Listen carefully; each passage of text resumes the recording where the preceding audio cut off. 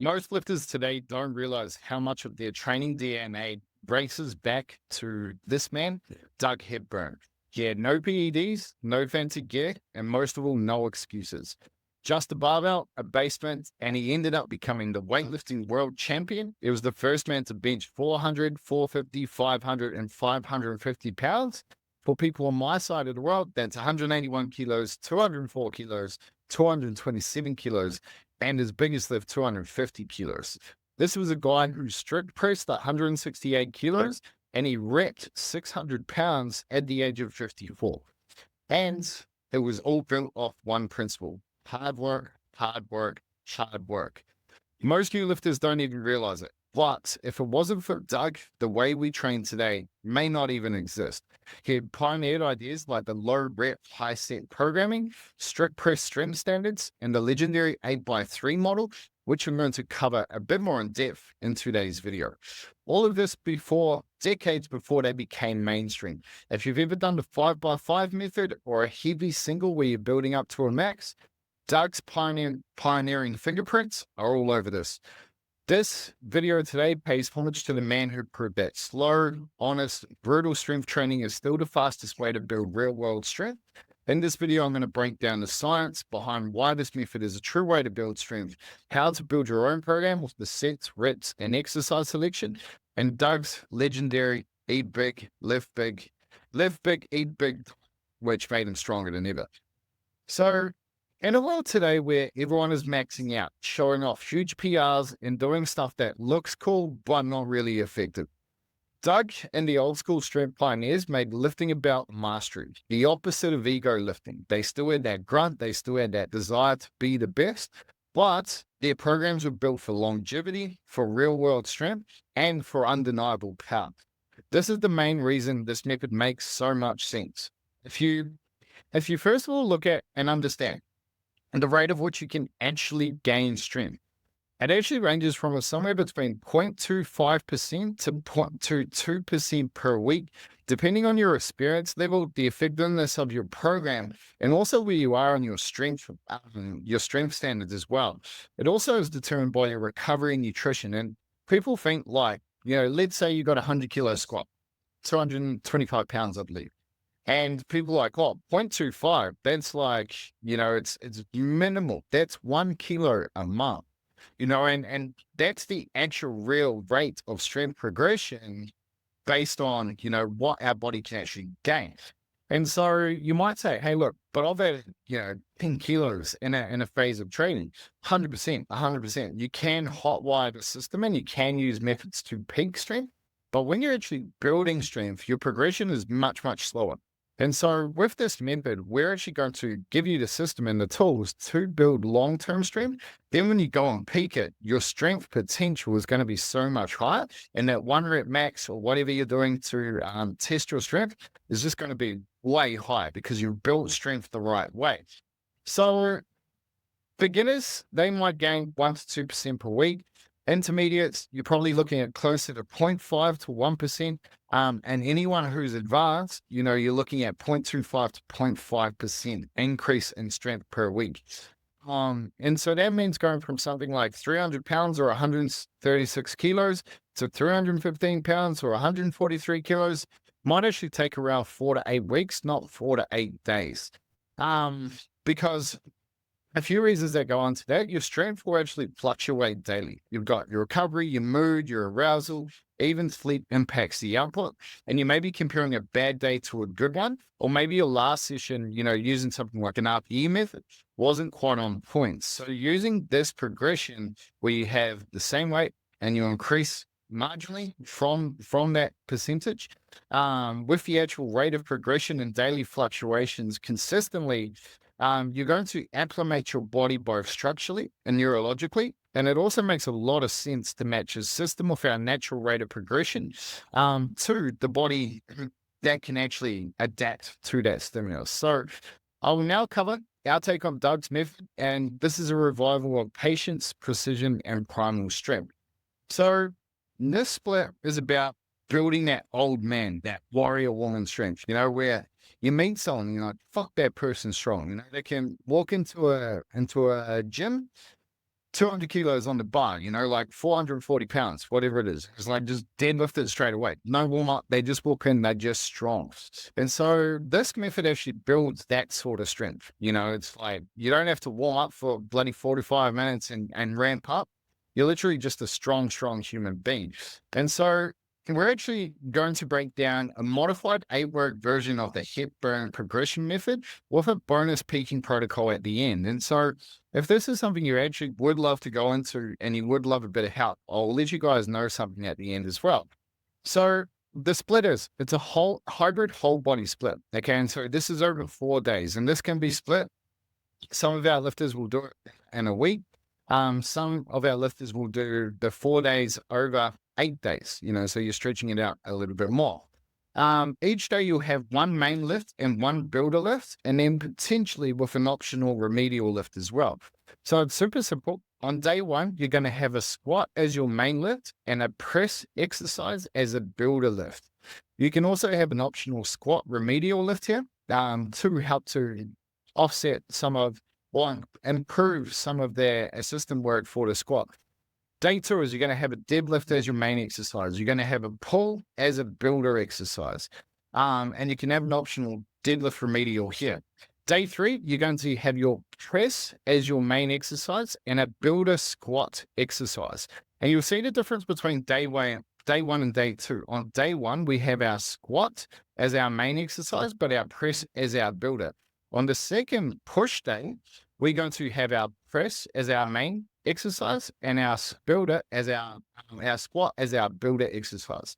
This allows us to get the higher frequency, but also make sure that we get both our system working and also our main lifts in across the week, so that we can actually get enough volume to build while also building and filling in the gaps with those builder exercises.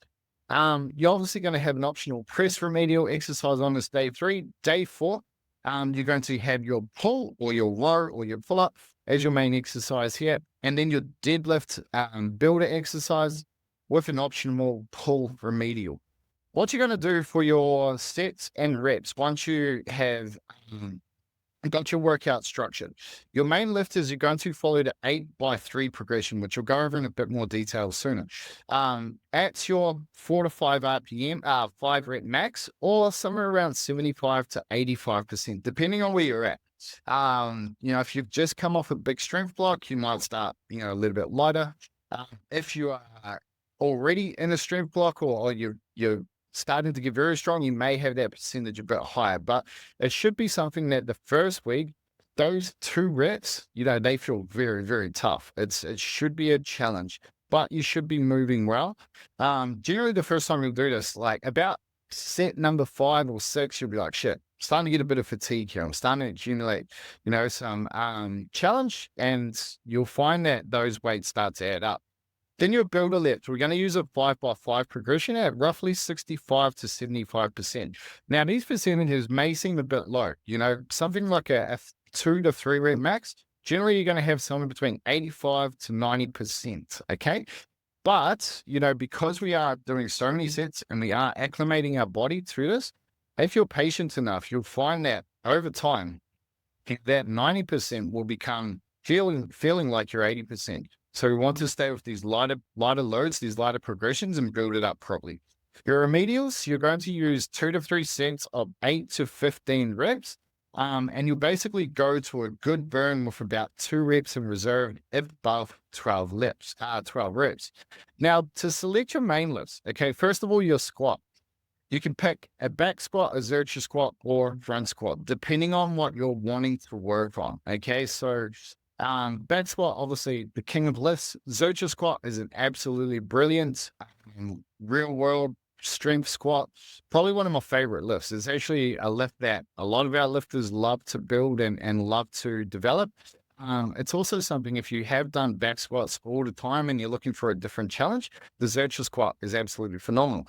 If you're an athlete or you're wanting to build up your Olympic lifting, we choose the front squat here. The front squat is one of the best developers of jumping strength, quad strength, and just pure power. So that's the method the exercise we use there for the squat. Now for your press, you can choose a bench press or an overhead press. For your hinge, we either choose a power clean, a snatch, high pull, or a deadlift. And you can choose either sumo or conventional, whatever works for you. For our pull on our main lift, we choose either a pendlay row or a pull-up. Okay, whatever one you want to work on. The pendlay row it's probably almost become my favorite exercise since I stopped Olympic lifting. Just that pure power, the trunk stability, the ability to build a big, thick upper back, and it will build your bench press as well. So if you haven't done pendlay rows in this sort of fashion before, can be a great option as well. Now, your builder lift is you're going to pick based on your weakness. Okay, so for your squats, let's say you have the back squat as your main lift. You could choose a Zercher or a front squat as your builder lift. Okay, so Zercher you might choose if your core is weak or your upper back stability is weak. Front squat, obviously, if your quads are weak. If your glutes are weak, you might choose something like a paused low box. Okay, so pausing at the bottom, it's going to get those glutes under stretch with a lot of tension, and it's going to build your ability to come out of that hole a lot better as well. Bench press, if your chest is weak, you'll choose something like a squat oak press. Midpoint is weak, you'll choose something like a close grip. If your shoulders and chest are weak, you'll choose something like dips. On the deadlift, okay, so lockouts, you can choose either a hip banded or a front banded RDL to build up the upper back or the hips. If you're weak off the floor, a Zercher Good Morning is going to be absolutely phenomenal in this builder exercise. Power clean pulls, okay, if you need to build just that top end strength and you need to build some elite level pulling strength, the clean pull can be absolutely phenomenal. And you can interchange these. So say, for example, on the hinge on the first day, you may have the clean pull as your builder exercise. And then, you might have the power clean as your main exercise. The clean pull, you might adjust the weight slightly so that you're moving it really, really well. You can use a snatch high pull if you're looking for some more explosiveness, or the RDL as well. Pull up, as your builder, you can do a neutral grip pull up, a lat pull down, a close grip row, a wide grip row, whatever you want to do to build your upper back. Pendlay row, you can either use the seal row, the bench row, or a lat pull down, or some variation of a pull down. Remedials, generally you're going to choose something that is antagonist or structural work. So say, for example, the squat, okay, you'll choose something like hamstring curls to protect the knees, build stability through the squat, and also have that offsetting of all the quad or hip-based squatting. Then your bench press, you'll do something like external rotations, okay, or rear delts. Overhead press, once again, rear delts or some overhead carries. Handstands are very, very good here. Deadlift, you can do loaded carries, trunk work, and obliques. Generally, we find for this remedial work, you might do something like a reverse hyper. You might do a pull through, something that builds the glutes or the trunk. Because a lot of the time, especially if you're weak off the floor, just more trunk work will add a lot of weight through your lifts. Power clean, reverse hypers, leg extensions. If you need to build stronger legs for that stronger pull, leg extensions are going to be a go-to. You can also do jumping progressions as well for the power cleans, or some mid-ball work, something that's dynamic, that's fast.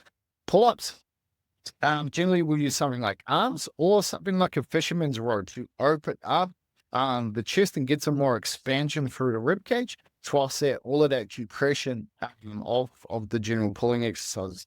Pendlay rows, generally we'll use something like trunk work in here, or you may use some external rotator work as well in there. Now, what this looks like in terms of weekly progression. So relatively straightforward. Week 1, your main lift. Okay. Your first set will be a set of 3, and then you're going to do 7 sets of 2. Your builder lift, you're going to do your first set of 1 set of 5, then you're going to do 2 sets of 4, and then 2 sets of 3. Your remedials, you do 2 reps in reserve or a solid burn if up to 12 reps. After each session, so say, for example, day 1, on the following time you get back to day 1, you'll add 1 rep per session. So on week 2, your main lift will look like 2 sets of 3 and 6 sets of 2. Okay, week 3, it'll look like 3 sets of 3, 5 sets of 2. Week 4, 4 sets of 3, 4 sets of 2, and so on until you get to 8 by 2, 8 by 3. For your builder lifts, once again, you just add 1 rep. So your first set will be 1 by 5, then you'll do your 2 by, then you'll go to 3 by 4, and then you'll have 1 set of 3 at the end as well. Okay, so you just add those progressions until you hit your 8 by 3 on your main lift, and then your 5 by 5 on your builder lift. Then you'll add somewhere between 2.5 to 5%. As I said with the progressions, you know that 5% is a big, fast rate of progression. Generally, most people, and when I did this, I played around with trying to 5%. I actually found it was too much. I had to really push when I got back, to those first or second weeks of those cycles, and it was very, very challenging. But you can grind it out if you are greedy, which this program is not designed for greedy people. 5% is doable as long as your sleep, your stress is all under control, and potentially you're adding in, Doug's diet as well. So, one goal: own the weight before adding more. Use those sets to build technical mastery, technical efficiency, so that you're moving the weight really, really well. Doug said, he had a great quote: select the weight where your spleen will come out of your left thigh socket to complete 8 by 2. And only when you own the 8 by 3, by the time you get to the 8 by 3, these weights should feel easy. It should be like, oh, I'm moving this really, really well. My technique's really, really good. And if you don't rush this, you'll dominate this method. So the drilling for his nutrition recovery, and I love this. It's so, so simple. Okay. Everyone's, what's the best creatine, all of this sort of stuff. And it does all help. And videos will do it another time, but don't you always, if you lift big, you eat big. Okay, simple as that. This program should be done in a calorie surplus. Put on a heap of muscle and you'll get very, very strong. What Doug did is he drank a quart of milk, or it's about 950 mils, nearly a liter, during his workout. Okay, so he was essentially sipping on milk while he's working out, getting all of that protein, getting all of that whey, getting the sugars from the milk as well, the lactose. And he was, just fueling the body while he was training. And so intra-workout, peri-workout nutrition is phenomenal in strength training. This is something that has been a game changer for my athletes, and is something that will blow it up. Having milk, probably not the best option during it, but definitely if you're going to go all in with this, go home. A liter of milk during your training. All he did was eat meat, potatoes, whole wheat, whole eggs, and basically stuck to whole foods. He's actually a very healthy dude. And you gradually increase your intake like your weight. So if you're tracking your food, each week you'd add 200 calories. Okay, so an extra 200 calories per week. And that would just be in potatoes, things like honey, a bit more fruit. And just something super simple. Like, you can't break it down into all of that, but literally just eat more food. Okay, eat more good food.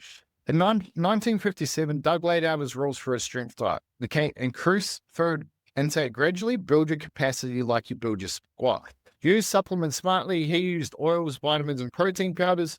Build your diet around whole nutrition staples: meat, milk, potatoes, and whole grains. Doug didn't bulk for a beach body. He bulked to build the machine, okay? He put on mass and size to become brutally fucking strong. What you need to do to back that up is sleep more, stress less, train with integrity. If you want Doug Hepburn results, you better live like it. So Doug's system was perfect in its imperfections. He knew his environment, he knew his body, and he maximized every kilo. He didn't just chase variety, he chased mastery. In order to act, we must first think, because the mind precedes all physical action. And above all, never attempt to accelerate your progress. This isn't just a program, it's a proving ground. Do you have what it takes to be consistent, to be patient, and to really focus on the things that are going to make your dominant strength lifter over time? Precision, beautiful technique, and the ability to suck it up when it does get tough. And this is for those lifters who want to build, deep strength, that old school warrior type strength, that basement-born strength. And if you've ever felt you've been called to master the barbell on yourself, and if you're ready to build for 8 weeks, and then build for a further 4 and stack on some serious muscle, I've actually put together a Doug Hepburn 16-week strength challenge. Just comment Doug below or DM me Dylan Limitless, and I'll send you the full challenge breakdown. This is something that we can make fashionable again. Let's make raw fucking strength what it should be. Let's do it right. Let's build like Hepburn. Get it.